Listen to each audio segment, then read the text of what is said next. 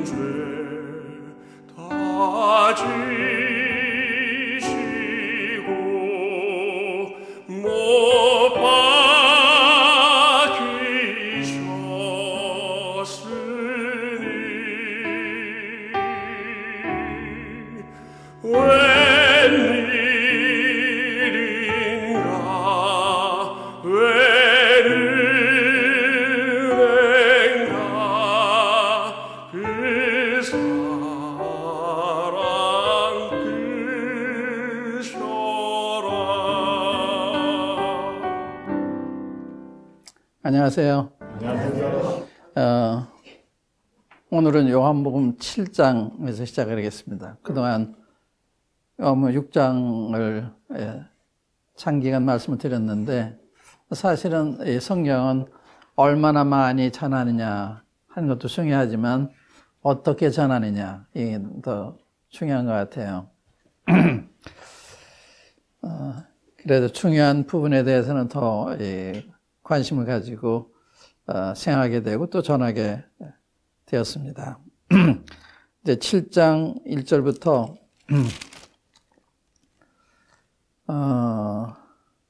13절까지 한번 읽겠습니다. 7장 1절부터 13절까지. 그 후에 예수께서 갈릴리에서 다니시고 유대에서 다니려 아니하심은 유대인들이 죽이려 함이러라. 유대인의 명절인 초막절이 가까운지라. 그 형제들이 예수께 이르되 당신이 행하는 이 일을 제자들로 보게 여기를 떠나 유대로 가소서. 스스로 나타나기로 구하면서 묻혀서 일하는 사람이 없나니 이 일을 행하려 하거든 자신을 세상에 나타내소서 하니, 이는 그 형제들까지도 예수를 믿지 아니함이로라.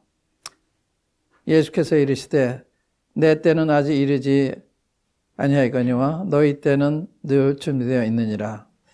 세상에 너희를 미워하지 아니하되 나를 미워하나니, 이는 내가 세상의 일들을 악하다고 증언함이라. 너희는 명절에 올라가라. 내 때가 아직 차지 못하였으니 나는 이 명절에 아직 올라가지 아니하노라. 이 말씀을 하시고 갈릴리에 머물러 계시니라. 그 형제들이 명절에 올라간 후에 자기도 올라가시되 나타내지 않고 은밀히 가시니라. 명절 중에 유대인들이 예수를 찾으면서 그가 어디에 있느냐 하고 예수에 대하여 무리 중에서 수근거림이 많아 어떤 사람은 좋은 사람이라 하며 어떤 사람은 아니라 무리를 미혹한다 하나, 그러나 유대인들을 두려워함으로 드러나게 그에 대하여 말하는 자가 없더라.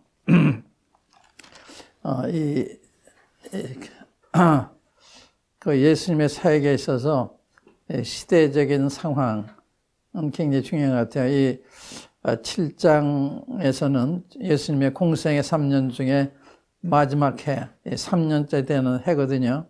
이 말은 주님이 십자가에 돌아가신 날이 점점 가까우고 있는 또 이 말은 유대인들이 예수님을 대적하는 것이 점점 격렬해가는 이러한 때, 이러한 상황입니다. 그래서 여기 13절에 보면 사람들이 드러나게 예수님에 대해서 말을 못하는 것은 그 유대인들을 두려워하기 때문에 이렇게 굉장히 삼엄한 이런 분위기 이 속에서 이 칠장의 일이 이루어지고 있는 것입니다. 그 후에 하는 말씀이 있는데 그 후에 하는 말씀은 그 6장과 이 7장 사이에 그 기간을 말하는데 6장에 보면 6장 4절에 이 6월절이 가까운지라 그랬잖아요. 이게 초막절이 가깝다 그랬잖아요. 이 6월절과 초막절 사이에는 약 7개월의 기간의 차이가 있어요. 6월절이 우리 달력으로 3월달에 시작한다면 초막절은 9월달에 시작이 되거든요. 그리고 이제 7째 달에 이제 초막절이 시작이 돼요. 그래서 한 6개월, 6, 7개월의 이런 간격이 있었던 거죠. 그 후에 이제 주님께서 갈릴리에 다니시고 유대에서 다니려 아니하셨다. 성경은요, 이렇게 우리가 무심한 이러한 일들에 상당한 의미가 있어요. 예수님이 유대는 다니기를 기뻐하지 아니하시고 갈릴리 다니셨다. 유대와 갈릴리. 왜 예수님이 유대에 계시기를 기뻐하지 아니하셨을까? 왜 갈릴리에 사죽하셨을까? 이런 걸 생각할 수가 있는데 여기 이유로서 유대인들이 예수님을 죽이려고 하니까 대적하니까 싫다 그러니까 예수님의 행보가 굉장히 중요한 거예요. 예수님의 행보는 시대 상황, 분위기 이런 걸 다 말해주는 거기 때문에 우리 같은 분이 아니시거든요. 단순히 어떤 대적하는 일 때문에 그런 게 아니고 뒤에 보면 내 때가 아직 이르잖아 이런 말씀하시잖아요. 그러니까 주님은 스케줄을 따라서 행하시는 이러한 분이시기 때문에 우리는 이제 이러한 점에서 예수님이 어떤 분이신가? 예수님은 다 아세요. 내 때가 아직 이르지 않았다. 내 때가 가까웠다. 내 때가 왔다. 이렇게 이제 성경에 이렇게 기록되어 있거든요. 주님은 그러니까 그냥 우리처럼 무심히 그 환경이 인도하는 대로 사는 것이 아니고 하나님의 그 스케줄을 따라서 움직이시는 이런 분이시단 말이죠. 그래서 여기 예수님께서 유대에 다니지 아니하시고 갈릴리에 다니셨다. 이제 이런 예수님의 행보에서 많은 걸 느끼게 돼요. 우리가 이제 여기 지금 유대에 다니길 기뻐 안 하셨는데 우리 11장에 보면요. 11장 한번 보세요. 여기 손을 넣으시고 11장에 보시면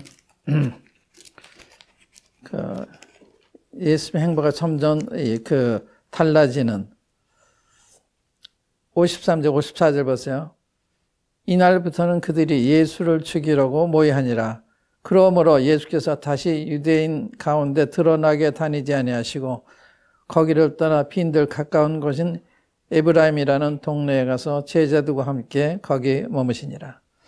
주님의 공생의 기간이 끝나가는, 다시 말하면 세상 사람들이 예수님을 믿을 만한 시간이 이제 점점 마감돼가는 이런 상황이에요. 굉장히 좀 심각하죠. 예수님은 구장에 보면 아직 빛이 있을 동안에 나를 따르라. 밤에 우리는 아무도 일할 수가 없다. 이런 말씀하시잖아요. 그러니까 이제 우리의 삶이라는 것이 개인적으로 다르고 또 주님의 이 계획의 시간에 따라 다른데 이러한 시간에 대한 관념, 특별히 성경의 시간 관념이 굉장히 중요하죠. 주님이 오실 때와 관련해서 지금 시간이 어느 정도 됐다. 이걸 아는 것도 굉장히 중요한 거거든요. 근데 이제 성경을 모르면 이 때를 잘 모르고 살 수 있잖아요. 또 예수님 행보에 대해 잘 모를 수가 있어요. 또 이 세상 사람들이 주님을 대적하는 게 점점 격렬해 가고 수가 늘어갈 때 이거는 이제 주님의 은혜의 시간이 마감돼 가고 있는 이런 걸 이제 의미하는 거잖아요. 여기도 이제 주님의 공생이 끝나가는 이것을 우리에게 말해 주지만 이 말씀 자체는 그냥 나타나 있지 않잖아요. 그 다음에 12장에 보시면요. 12장에 보시면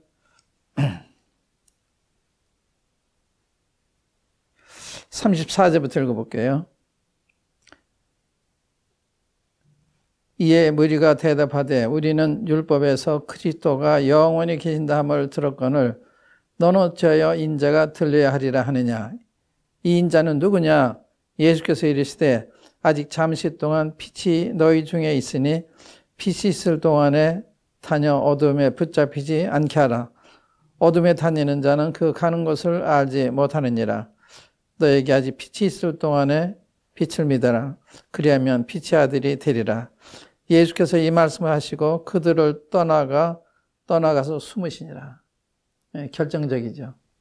그래서 12장으로 주님의 공생애가 끝나요. 이제 13장부터는 다락방에 제자들만 모아놓으시고 마지막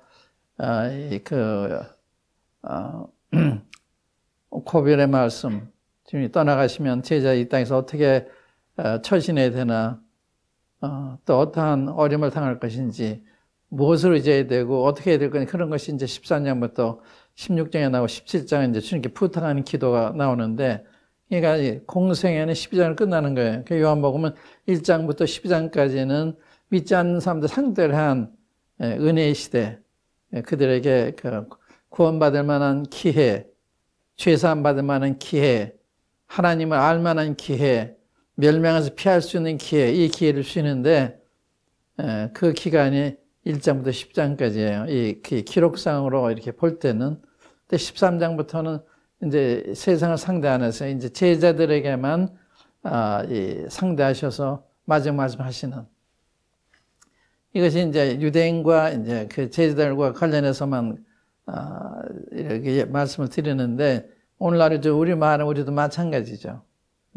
이 세상을 향해 주님이 지금까지도 이제 그 문을 여시고 이 돌아오기를 원하셔서 지금 이 복음을 전하잖아요. 선교사들을 통해서, 또 주의 종들을 통해서, 또 개인적인 성도를 통해서 이 복음을 전하는 거예요. 근데 이것이 어느 때인가 이제 마감이 되거든요. 마감이 되는 거예요.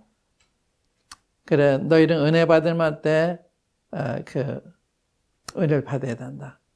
구원의 날에 믿어야 된다. 그러니까 이 구원의 날이 마감이 되면 그때는 오라고 그러지 않아서 가라고 그러세요.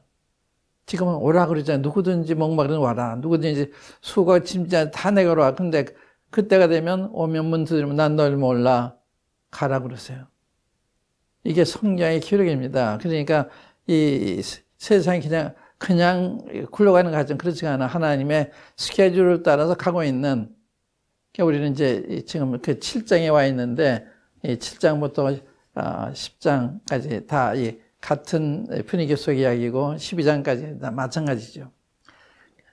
그래서 예수님께서 갈릴리에 다니시고 유대에 다니려 아니하시면, 예수님은 자주 갈릴리에 가셨어요. 거기서 주님이 잘하셨는데, 태어나시기는 베들레헴 유대에서 태어나셨는데 사시기는 나사렛에 사셨어요. 좀 의미가 참 크다고 생각이 되는데, 갈릴리 가신 건 주님이 거기 고향이기 때문에 가실 뿐만 아니라 그 이방인들을 사랑하시는, 주님 모든 사람을 똑같이 사랑하시잖아요. 유대인이나 이방인 똑같이 사랑하시는 거예요. 그래서 창세기 12장에 보면 아브라함을 택하실 때 너로 말미암아 땅의 모든 족속이 복을 받게 한다. 천하 만민이 복을 받게 한다. 이게 하나님 계획이세요. 유대인만이 아니고 천하 만민, 모든 족속, 거기에 이방이 다 포함되어 있는 거거든요. 그런데 이때는 하나님의 계획 속에서 유대인들을 특별히 택해서 그들을 다루시는 그러한 장면의 뜻이 계신 거, 거기에. 그래서 주님이 갈릴리에 자주 가시고 또 거기 사신 것은 그러한 영적 의미가 있지 않나. 이방인들을 사랑하시고, 이방인들 가고 싶은 마음이 얼마나 많으셨겠어요. 주님한테는 똑같으니까. 유대인들은 자기들을 더 사랑하고 이방인들은 개나 소, 돼지 같기 때문에 하나님이 멀리 하신다 이 생각은 그렇지 않아요. 주님은 동등하게 사랑하세요. 주님은 빈부귀천 차별 안 하세요. 성경에는 하나님은 사람을 외모로 취하지 않는다. 외모로 취하지 않아요. 굉장히 사람은 외모로 취하잖아요. 여기 7절에 그런 말씀은 너희들이 외모로 판단하고 공의로 판단하지 않는다. 이런 말씀이 7절에 나오는데, 7장 24절에 보면 외모로 판단하지 말고 공의롭게 판단하라. 이런 말씀 나와요. 이게 오늘날 참 필요한 말씀이죠. 외모로 가야 사람들은 외모로 보고서 판단해요. 이 공의로 판단 못해요. 공의로 판단은 그만한 내적인 그런 훈련이 돼 있어야 돼요. 정직성, 이런 공의에 대한 존중성, 이제 이런 게 있어야 공의로 행하고 공의로 판단하고 그렇게 하잖아요. 근데 사람은 삐뚤어져 있기 때문에 그렇게 안 해요. 자기 잘해주면 공의가 굽어져요. 자를 미워하면 공의가 굽어져요. 미워해도 공의는 공의잖아요. 나를 사랑해도 불의는 불의잖아요. 근데 이것을 잘 지키는 사람이 쉬운 게 아니거든요. 내적으로 도덕성이 갖춰져 있지 않으면, 양심이 살아있지 않으면 가능한 게 아니죠. 그래서 예수님께서 갈릴리에 다니시고 유대에 다니지 이렇게 기뻐하지 않으셨다. 이 의미가 큰 거예요. 이거는 개인적으로도 사실이죠. 나라별로도 사실일 거예요. 그래서 주님께서 유대인들은 먼저 상대하셔서 복음을 전하셨는데 그들이 싫다 그러니까 좋다. 그럼 나 이방인으로 가겠다. 그리고 이방인으로 와서 우리에게까지 은혜가 왔잖아요. 우리 한국에까지. 우리 한국이 이런 복음을 듣게 되고 예수님을 전함을 받게 돼서 믿게 된 것은 정말 기적입니다. 여러분들 역사를 아시면 그렇습니다만은 1885년 선교사 올 때 그때 이제 미국이나 영국에서 중국과 일본에는 선교사 보내는데 한국은 몰라요. 한국은 무명의 나라, 알려지지 않았기 때문에 선교사 판사는 관심이 없어요. 모르니까 그렇게 무명의 나라였단 말이죠. 그런데 하나님은 안 잊으신 거예요. 왜? 중국에 만주와 있던 선교사들이 거기서 우리 한국 사람들 만나면서 한국이라는 나라가 있구나, 조선이라는 나라가 있구나. 그래서 성경을 번역도 하고 또 전하기 위해서 접근도 하고 서양 쪽으로 가서 중국어 성경을 나눠주기도 하고 이런 시도를 한 거예요. 그러니까 하나님의 역사죠. 세상은 잊어버렸지만, 세상 교회는 잊어버렸지만, 생각 못했지만 하나님은 기억하셨잖아요. 그게 난 굉장히 감동이 돼요. 이 조그만 나라, 무명한 나라.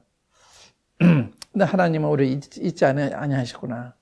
그러니까 우리가 이제 교회, 한국 교회 역사를 보면 정말 하나님께서 우리 한국 이렇게 사랑하셨나 하는 걸 알게 돼요. 주님 파상적으로 우리 한국에 복음을 전하기 역사하시는. 그래서 중국에서는 중에 와 있는 존 로스라는 사람, 또 맥킨타이건 천안맨의 매제 시간인데 그분들이 성경을 번역을 해요. 그때 우리 조정에서는 외국인들과 교제하는 게 금지가 돼 있었어요.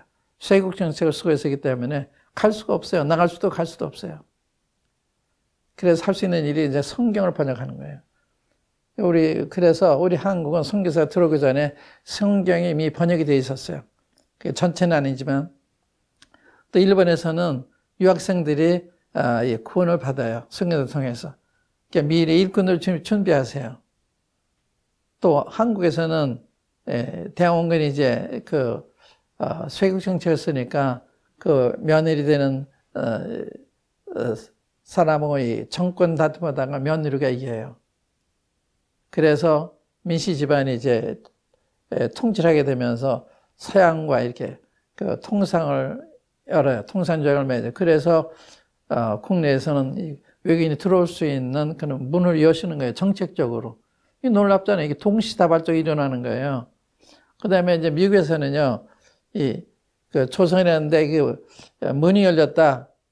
그걸 알고는 어느 대학교 총장이 미국 전역을 다니면서 한국에 이게 문이 열렸다. 조선 문이 열렸다. 하니까 거기에 카드로 이렇게 선교사를 독려했는데 결과로 언더우드와 이 아펜셀라가 오잖아요. 그러니까 놀라운 거예요.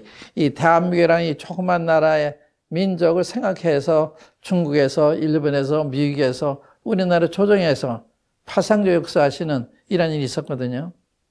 참 감동스러운 일입니다. 우리가 무엇인데 좀 이렇게 사랑하셨나. 우리가 이제 지구와 이 우주를 생각하면 우주가 얼마나 넓어요. 이 하늘의 별의 수는 바닷가에 모래같이 많잖아요. 응? 지구는 모래 하나 아래 지나지 않는 거예요. 근데 지구에 사는 우리들 하나님이 사랑해서 독생을 주셨다. 이거 상상을 안 가는 거예요. 왜 우리를 사랑하셨을까? 어찌 이렇게 사랑하셨을까? 이게 하나님 사랑인데 이게 참 모르는 게 통탈스러운 거죠. 참 사람은 무지해요. 무감각해요. 생각을 안 해요. 그러니까 하나님 이런 사랑을 주셔도 그 사랑을 모르는 거예요. 벌써 우리가 이렇게 이 우주 안에 살고 있잖아요. 이 지구 밖에 다른 그 행성에는 생물이 존재하는 게 아직 발견되지 않았어요. 이게 생물이 존재하려면 조건이 과학적으로 맞아야 돼요. 습도와 온도와 이게 다 맞아야 되거든요. 근데 이 지구만이 그게 다 맞기 때문에 생물이 존재하는 거예요. 우리가 산다는 기적이에요. 생물이 산다는 진짜 기적이에요. 달에 가면 그게 없어요. 과학적으로 찾기 위해서 지금 노력들 하고 있습니다만은 이런 기적 속에 우리가 살고 있는 거거든요. 해와 지구의 관계를 생각해 보세요. 해가 없으면 살 수 없잖아요. 누가 저 해를 만들었어요? 저주로 생겼어요? 조상들이 만들었어요? 놀라운 거 아닙니까? 해가 있어야 생물이 존재해요. 너무 멀리 있어도 안 되고 너무 가까워도 안 되고 적당한 데 있고 적당한 주기로 이렇게 지구를 태양을 돌고 있기 때문에 사시사시 변해서 농사도 질 수 있고 언제 나락을 내야 되고 언제 추수해야 되고 언제 김을 매 이걸 다 알잖아요. 시계만을 좀 돌아가고 있어요. 그 속에 우리 살고 있거든요. 이게 우연한 게 아니에요. 하나님이 그렇게 하셨는데 우리가 무심하니까 눈에 하나님 안 보이니까 하나님 안 계시다 이게 생각하는 거예요. 너무 단순하잖아요. 이 시계 만든 사람 안 보이는데 시계 만든 사람이 없고 저주를 생긴 거라 말하면 안 되잖아요. 그건 상식 벗어나는 거예요. 맞는 사람이 없어 어떻게 존재해요. 그래서 성경이 이렇게 말씀해요. 미련한 자는 하나님이 없다 한다 그랬어요. 무신론자는 미련하다는 말은 상식 이하, 이 상식 하에 있는 거예요. 이 시계가 저절로 만들었다. 상식 이하죠. 그걸 말을 할 수가 있어요. 오늘 석학이라는 분들이 무신론자 많잖아요. 이런 분들 석학이라고 그래요. 그러니까 그렇게 판단하는 사람이나 말하는 사람 다 똑같은 거예요. 뭘 몰라요. 이 하나님의 존재를 모르니까 자기들의 기준에서 이건 훌륭하고 이건 나쁘고 이렇게 생각하는 거예요. 여기 예수님께서 갈릴리에 다니시고 유대에 다니지 않으셨다. 보통 말씀이 아닙니다. 다른 데 보면 이장에 보면 그런 게 있잖아요. 이장에 보면 예수님께서 모든 사람을 아심으로 자기를 의탁하지 않으셨다. 예수님이 기적을 행해서 기적을 보고서 예수 믿었는데 그들을 주님 안 믿으셨어요. 그 동기가 불순하니까 주님의 기적은 인정을 했는데 그 동기가 정당하지 않기 때문에 주님이 자기는 맡기지 않으셨다 그러셨어요. 이 표적은 악한 세대 구하는 거다. 악한 사람들이 구하는 거다. 나는 요나의 표적을 보여줄 필요 없다. 마태복음 16장 그 말씀 나와요. 그러니까 이 표적신에 이게 좋은 게 아니에요. 말씀만 믿는 거, 그게 놀라운 거예요. 하나님의 말씀 믿는 거. 근데 이 말씀이 되면 영안이 뜨여야 말씀을 깨닫게 되게 믿게 되는 거예요. 영안이 안 뜨이니까 겉으로만 보니까 이해가 안 되는 거예요. 그래서 이 장에 보면 주님이 자기를 의탁지 않은 것은 모든 사람의 마음을 아심이라. 그 중심 어떤 거 아시니까 주님이 이 사람들을 내가 받아야 되는 안 받아야 그 주님은 거기에 의해서 결정하시는 거예요. 그런데 3장에 보면 니고데모라는 사람이 있으니 니고데모는 주님 받으세요. 이렇게 대화하시잖아요. 니고데모 구원받잖아요. 여러분들 예수님 믿으려면 마음이 바르셔야 되는 거예요. 마음이 바르셔야. 정직하셔야 되는 거예요. 잘못할 수 있어요. 그러나 그걸 시인하고 난 죄인입니다. 잘못하면 이거 시인하면 은혜를 입는 거예요. 근데 그걸 가리면 안 되잖아요. 가리는데 가려지는 것도 아닌데. 하나님이 다 아시잖아요. 우리 다 보시니까. 그분 앞에 가려지지도 않고 가릴 필요도 없고 그런데도 불구하고 우리 사랑하시니까 아담과 범죄한 다음에 예수님이 찾아가시잖아요. 아담아 내가 어디에 있느냐. 그리고 짐승의 가죽 옷을 지어서 입히시잖아요. 이렇게 자비하신 인자하신 하나님이 거역하고 반역했는데 불구하고 찾아가서 옷을 입혀주시고 하나님 교제할 수 있는 길을 마련해 주시고 얼마나 자비하신 분이야. 우리한테 해를 주시고 피를 주시고 얼마나 자비하세요. 감사도 안 하는데 하나님 부인하는데 대적하는데 얼마나 좋으신 분이에요. 성경 읽어보세요. 이런 놀라운 분의 성경에 기록이 되어 있습니다. 성경은 하나님의 말씀이에요. 예수님 하나님의 아들이십니다.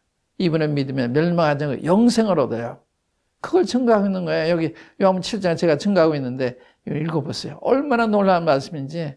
한 말씀이 놀라운데 이 놀라운 걸 몰라. 왜? 눈이 멀어있기 때문에. 하나님 앞에 참 보여주세요. 믿고 싶은데 안 믿어져요. 깨달아지지 않아. 이해가 되지 않아. 그 기도할 필요가 있는 것입니다. 그러면 도와주시는 거예요. 너희가 전심으로 날 찾고 찾으라. 그럼 날 만난다. 이렇게 말씀하셨어요. 감사합니다.